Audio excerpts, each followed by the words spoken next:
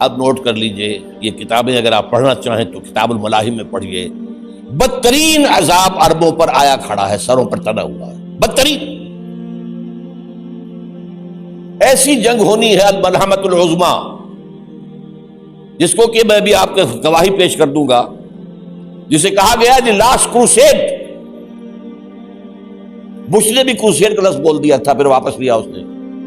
نکل جاتی ہے جس کے منہ سے سچی بات مستی میں، فقیہ مصلحت بین سے اور ہندے بادہ خار اچھا، کروسیڈ کہہ کر پھر واپس لیا۔ یہ کروسیڈ،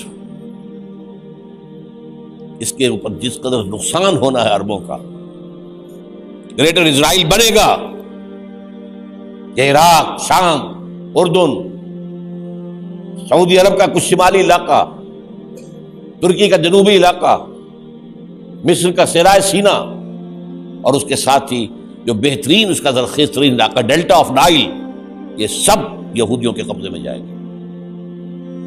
اس کو حدیث میں کہا گیا الملحمۃ العظمیٰ۔ عیسائی 80 علم لے کر ہے مسلمانوں تم پر حملہ آور ہوں گے، اور ہر علم کے نیچے 12,000 فوج ہوگی، 9.5 لاکھ فوج۔ یہ نیٹو کی تیاری کس کے لیے ہو رہی ہے؟ جب یو ایس ایس آر کا خاتمہ ہوا تو پوچھا گیا تھا نیٹو چیف سے، اب کس لیے؟ تمہارا وہ دشمن تو ختم ہو گیا، اب ہمیں اسلامک فنڈامنٹلزم سے نمٹنا ہے۔ وہ جانتے ہیں خطرہ یہی ہے، اب اسلام ابھر سکتا ہے، مسلمانوں کے سینوں کے اندر وہ آگ ہے، اوپر خاک اس طرح آ گیا ہے، تم کہیں اٹھانا بیٹھنا، یہ اندر تو انگارہ ہے، اوپر سے راکھ ہے، اس سے دھوکہ نہ کھا جانا ان کے دلوں کے اندر۔ اور بش نے کہا تھا مسلمان چاہتے ہیں کہ ہسپانیہ سے لے کر انڈونیشیا تک نظام خلافت قائم کریں، اور میں حیران ہوا تھا کہ اس کمبخت کو ہسپانیہ کا خیال کیسے آ گیا؟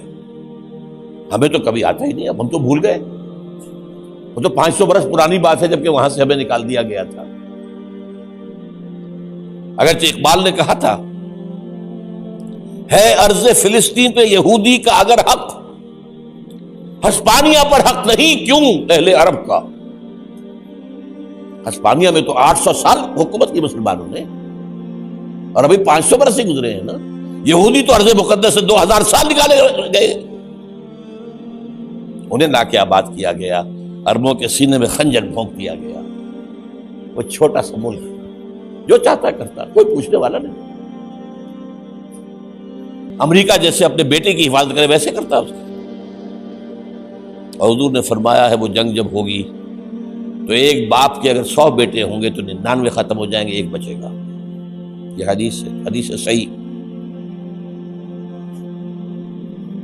اور آپ نے فرمایا ویل للعرب من شر قد اقترب، عربوں کے لیے ہلاکت ہے، عربوں کے لیے بربادی ہے اس شر سے جو قریب آ چکی ہے۔ اور آج جس طرح انہوں نے ان کی تہذیب کو اختیار کر لیا ہے، دبئی جا کر دیکھیے، بدترین مغربی معاشرہ جو ہے وہ دبئی کے اندر ہم نے قائم کر کے دکھا دیا۔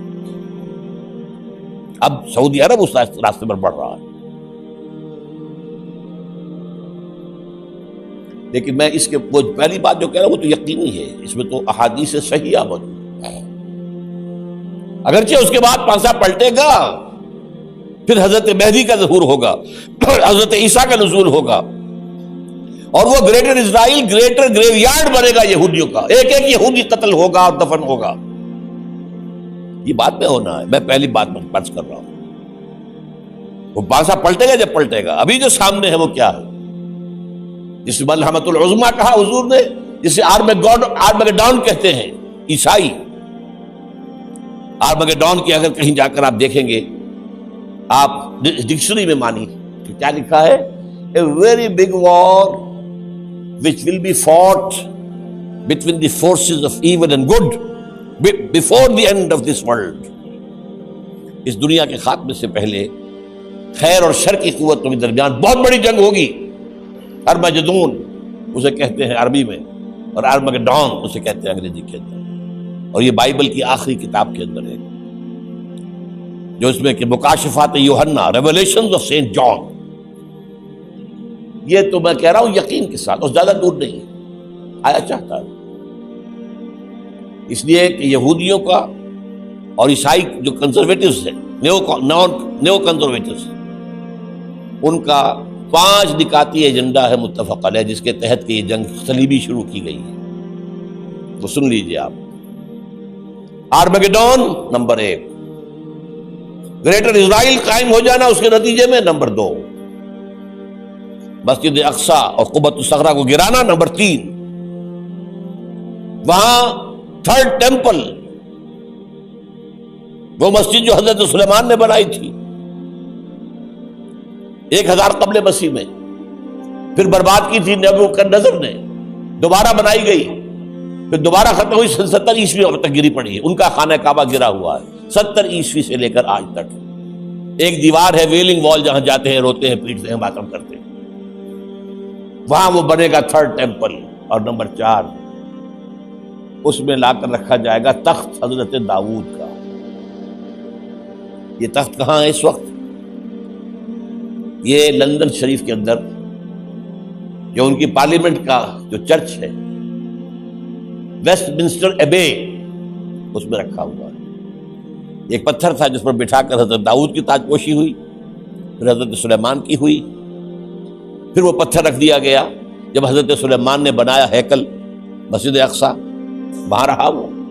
ہر بادشاہ جو تھا یہودی اسی کے اوپر بٹھا کر اس کی تاج پوشی ہوتی تھی۔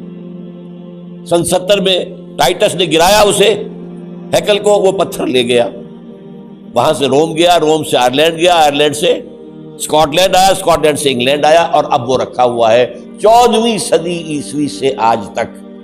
وہ ویسٹ منسٹر ایبے میں رکھا ہوا، ایک کرسی کی سیٹ میں اسے بنا دیا گیا ہے تخت کی شکل میں۔ اب انگریزوں میں کوئی ملکہ ہو، کوئی بادشاہ ہو جس کی بھی تاج پوشی ہونی اس میں ہوتی، یہ لا کر رکھا جائے گا تھرڈ ٹیمپل میں۔ اور اس پر یہودیوں کے خیال کے مطابق ان کا مسیحا آئے گا جو مسیح دجال ہوگا۔ عیسائیوں کے خیال کے مطابق حضرت عیسیٰ آئیں گے، وہ ہمارا بھی خیال ہے حضرت عیسیٰ آئیں گے علیہ السلام والسلام۔ بہرحال یہ تو بات کی باتیں ہیں نا، اس وقت جو میں عرض کر رہا ہوں، عربوں پر بہت بڑا عذاب۔